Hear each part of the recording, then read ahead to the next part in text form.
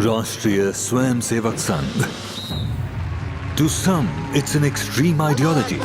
To others, it's the very soul of India. To some, it's rebellion. To others, it's a principle of nation building. Coming soon to challenge perceptions in RSS Centenary Year, Kesariya at 100.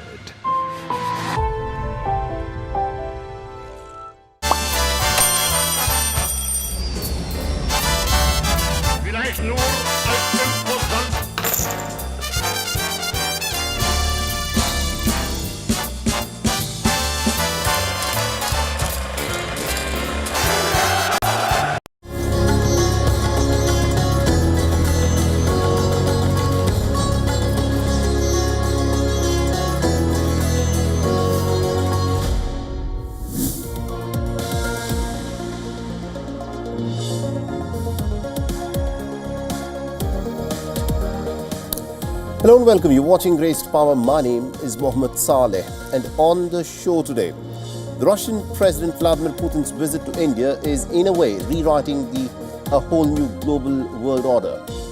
Besides taking the India-Russia equation from strength to strength, this has also been a masterclass in the exercise of strategic autonomy. And in the United States of America, it's a big boost to the American President Donald Trump and the Republican Party. The U.S. Supreme Court has now allowed the state of Texas to use the redrawn congressional maps for the 2026 midterm elections. But let's, of course, start with this big story where just a short while ago, the visiting Russian president has met with the Indian president, and these are some of the very first images of the Russian President Vladimir Putin meeting with the Indian President Draupadi Murmu at the Rashtrapati Bhavan, or the Presidential House. Now, the president is hosting a dinner in honor of the visiting Russian president.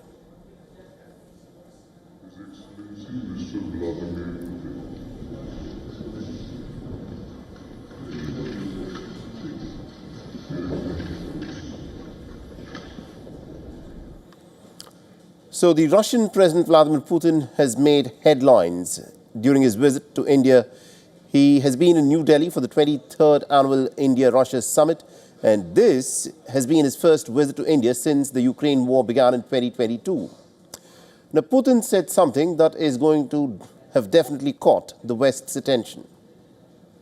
We are also seeing successful partnership in energy. Russia is a reliable supplier of oil, gas, coal, and everything that is required for the development of India's energy. We are ready to continue uninterrupted shipments of fuel for the fast-growing Indian economy. Was this a direct challenge to the West, specifically the United States of America, because the words that Putin chose were uninterrupted supply of Russian energy? Now remember, the United States has been very keen to try and interrupt the supply of the Russian crude oil to India. Now, back in August, the American President Donald Trump had raised tariff rates on Indian exports to a whopping 50%. 25% of this was a form of punishment because India purchases oil from Russia. Now, Trump accused India of fueling the war in Ukraine by purchasing Russian crude oil. And now, Putin has said that Russia will continue with the uninterrupted supply of oil. During the meeting in New Delhi, Putin was also quick to point something else as well. The consonance of the positions of the two countries has been confirmed. Russia and India pursue independent and autonomous foreign policies. We, along with supporters from BRICS, SCO, and from the states of world's majority, promote the processes of forming a fairer, more democratic, multipolar world order and advocate for the fundamental principles of international law enshrined in the UN Charter. Now, Putin also said that both India and Russia should pursue independent and autonomous foreign policies, basically policies taken for the benefit of their own citizens and not at the whims of another nation. Putin then zeroed in on his point. He said that this had proven that both Russia and India were promoting a multipolar world. Now, the world has largely been bipolar or even unipolar since the end of the Second World War, and especially after the end of the Cold War. There were two big powers that emerged after the Second World War, the United States and the then Soviet Union. But after the fall of the USSR, it was a unipolar world. And in recent years, China has, of course, been trying to emerge as the world's second major pole. However, it has some distance to still go. But Washington clearly considers Beijing to be its biggest threat. The White House, interestingly, has released the national security strategy of the United States earlier today. And India apparently has been mentioned in 3 different places.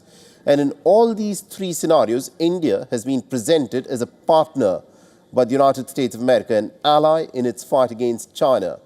But perhaps Washington is used to viewing its allies more as its vassals, because India has refused to toe the American line and has irked Trump, resulting in the brutal 50% tariff rates. And despite the punishment, India has maintained its course. It has continued to purchase Russian oil, and it has refused to do Washington's bidding. So at this point, what Putin said, a multipolar world order, is something that will have a lot of resonance in capitals across the West.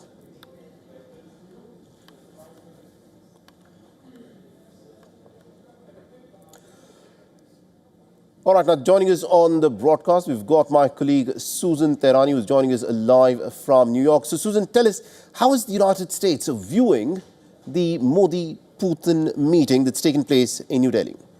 Modi-Putin summit in New Delhi with a mix of frustration, caution and strategic calculation. U.S. policy experts say the timing coming while Putin is escalating its war in Ukraine may not be helpful from Washington's perspective.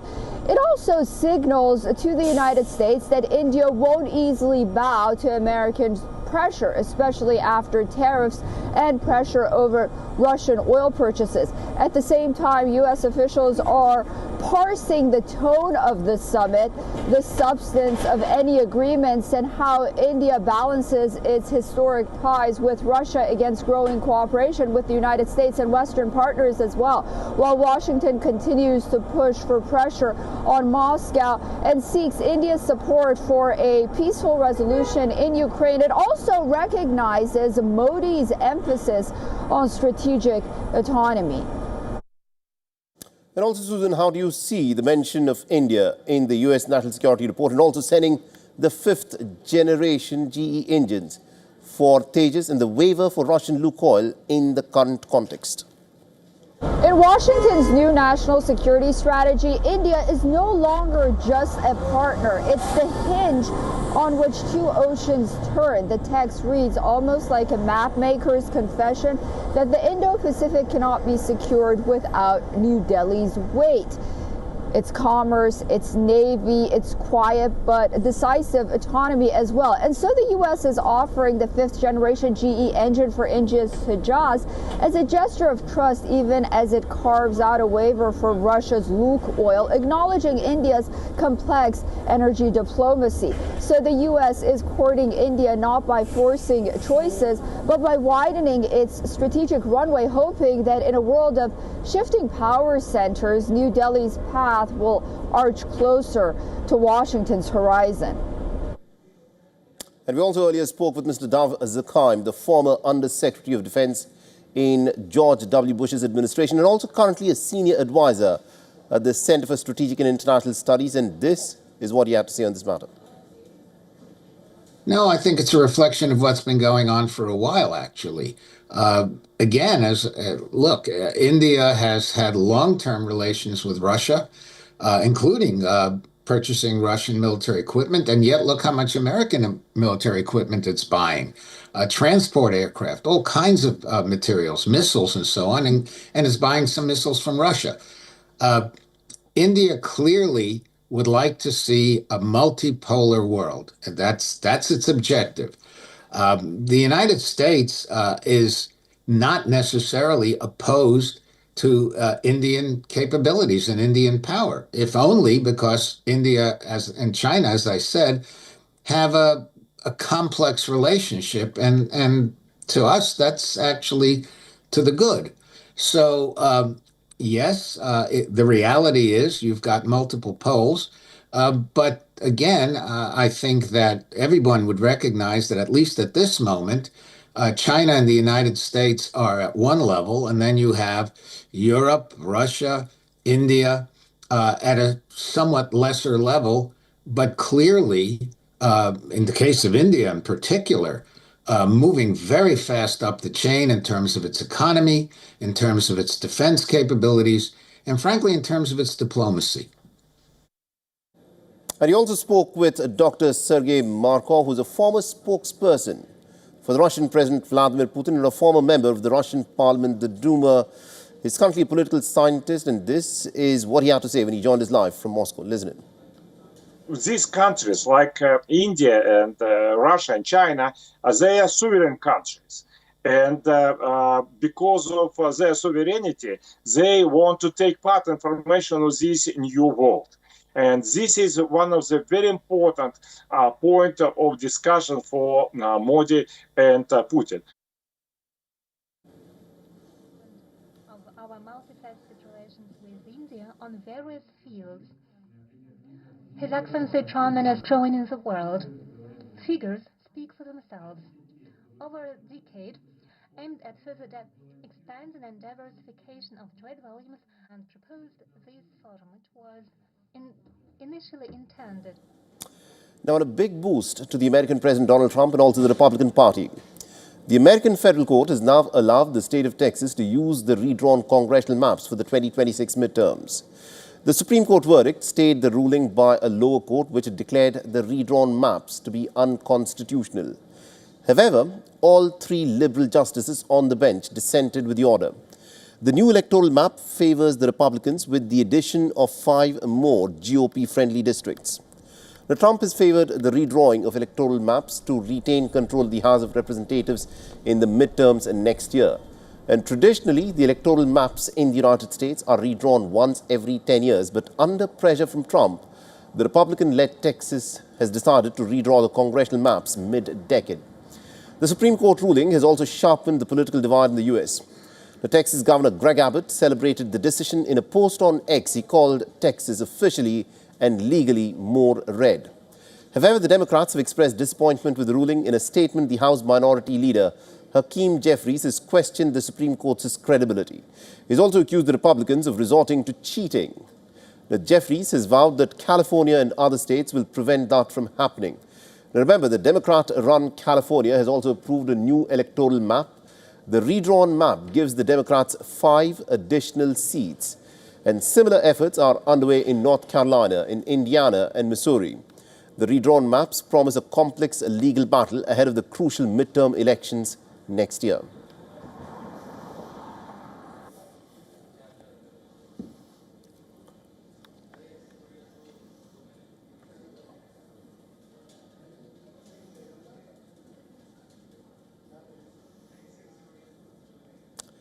Rwanda and Congo have signed a US-brokered peace deal that is aimed at ending the conflict in eastern Congo and also opening the region's critical mineral reserves to the US government and American companies.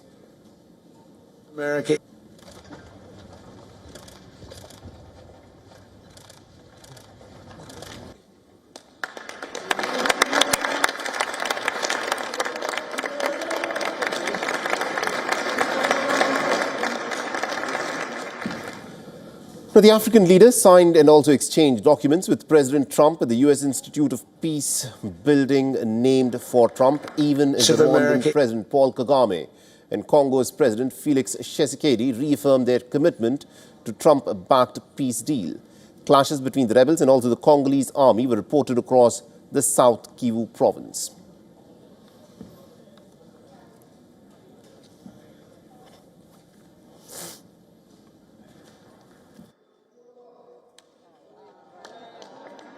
I do believe this day is the beginning of a new path. A demanding path, yes indeed, quite difficult, but this is a path where peace will not just be a wish, an aspiration, but a turning point. The Democratic Republic of Congo will fully play its part with dignity, with consciousness and consistency, and with the support of our partners. We will remain watchful, vigilant, but not pessimistic. No one was asking President Trump to take up this task. Our region is far from the headlines.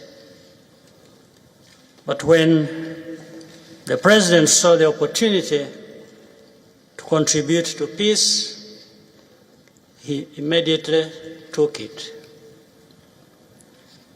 This conflict has lasted for 30 years. Praising the leaders of the Democratic Republic of Congo and Rwanda for their courage as they signed a deal, Trump in fact spoke about the related economic and the mining pacts that he said will lure the investors to the war-torn region. Today, the United States is also signing our own bilateral agreements with the Congo and Rwanda that will unlock new opportunities for the United States to access critical minerals and provide economic benefits for everybody. And we'll be involved with sending some of our biggest and greatest companies over to the two countries.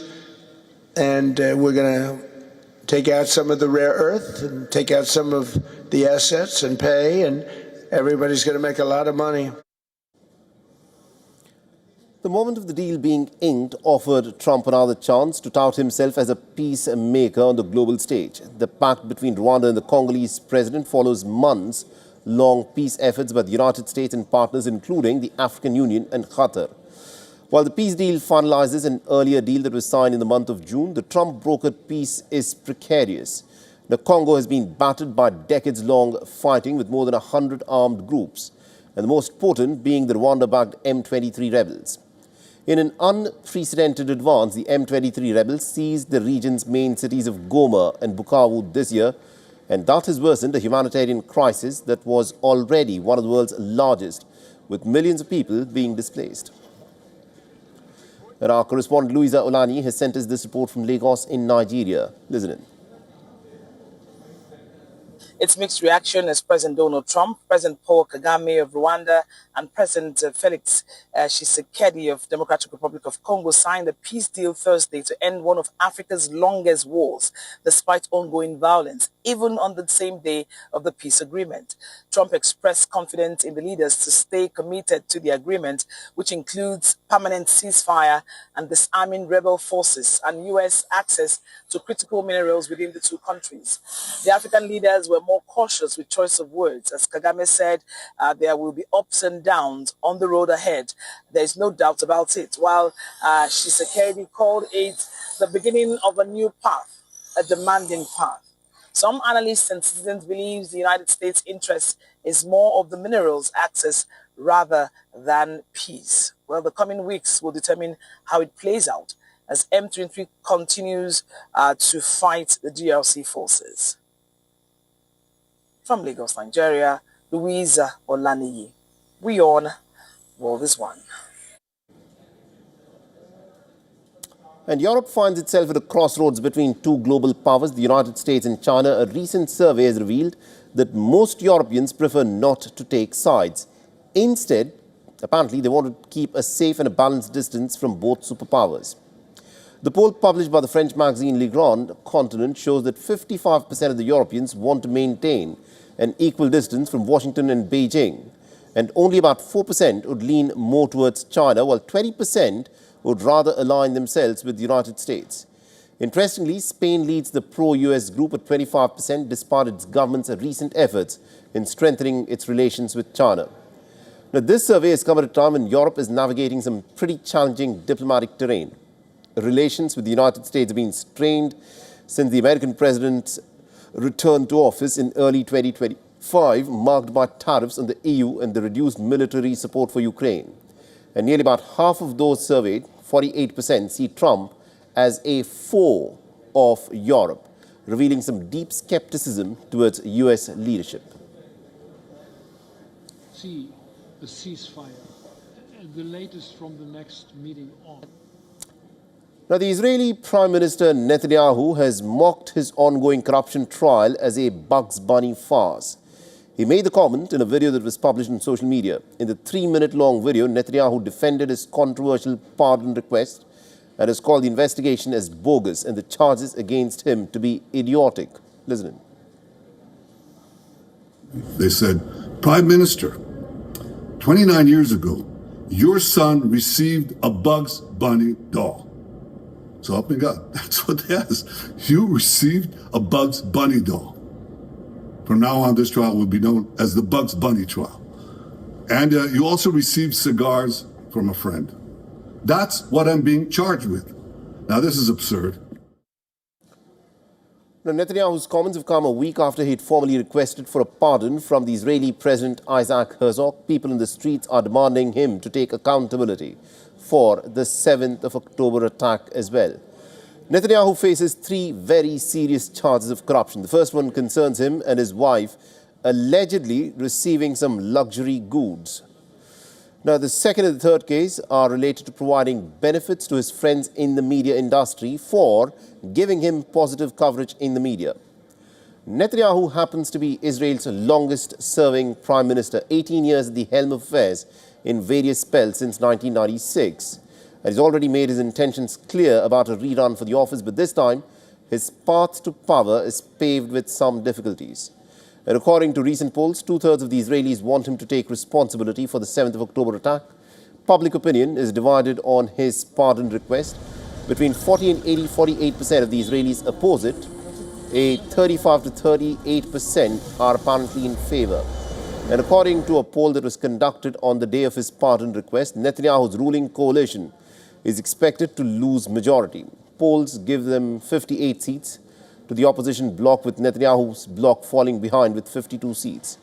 In this case, the Arab parties could hold the key to power with about 10 seats. While submitting his pardon request, the Israeli Prime Minister argued that his trial is dividing Israel. He said that a pardon will heal the fractured Israeli society. And experts believe that pardon is much of a political move, and Netanyahu gets sympathy. If it is rejected, he can then continue with his political career if it is granted.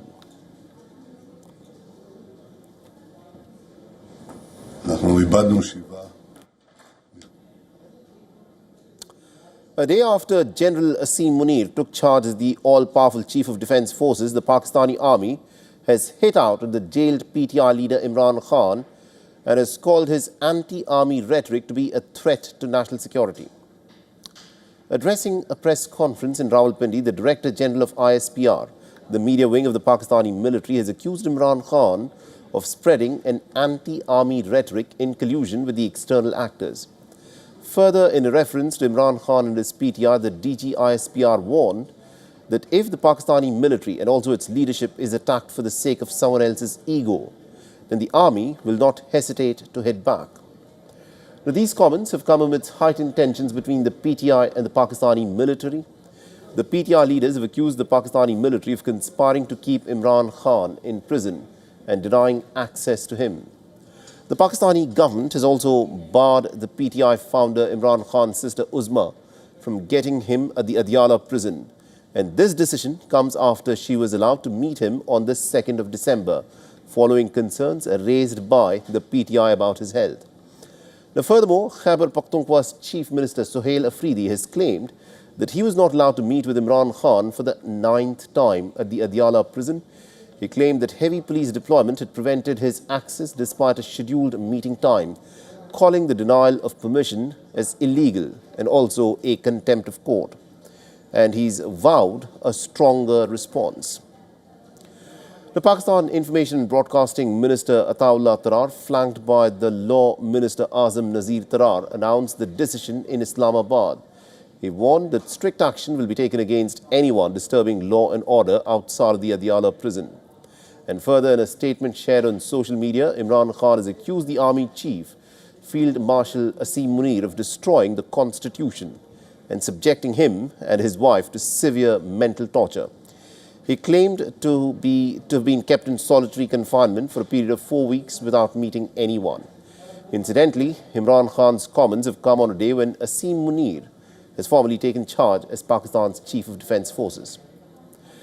The jailed PTI leader has also filed a plea in the Islamabad High Court seeking permission for medical tests within 3 days. He's also requested for monthly checkups at the Shaukat Khanum Hospital and that reports be shared with his family and the court. The former Prime Minister, who has remained in prison since August 2023, faces multiple cases including corruption and terrorism, following his ouster through a no-confidence motion back in 2022.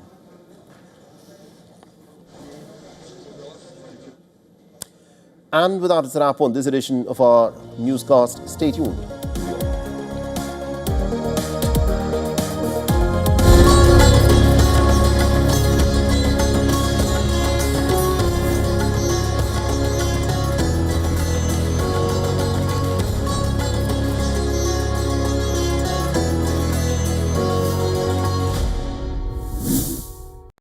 Rashtriya Swayamsevak Sangh. To some, it's an extreme ideology. To others, it's the very soul of India. To some, it's rebellion. To others, it's a principle of nation building. Coming soon to challenge perceptions in RSS Centenary Year, Kesariya at 100.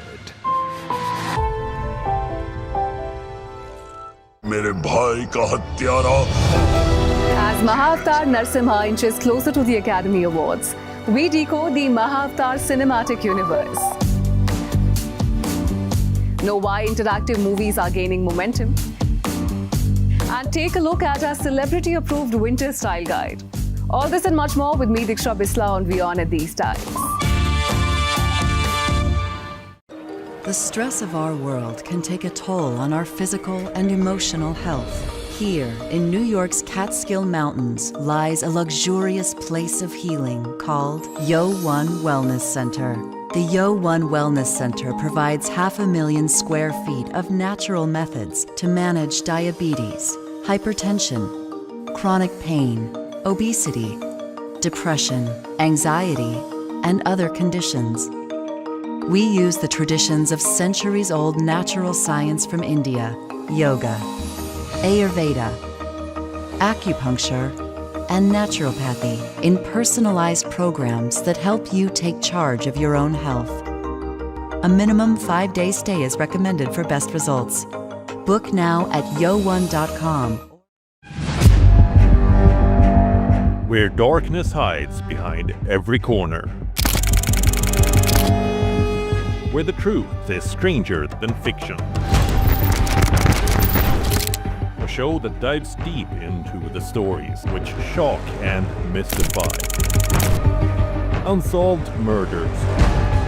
Psychopaths who defy explanation. International war crimes. And millions swindled in financial fraud. The victims, the accused.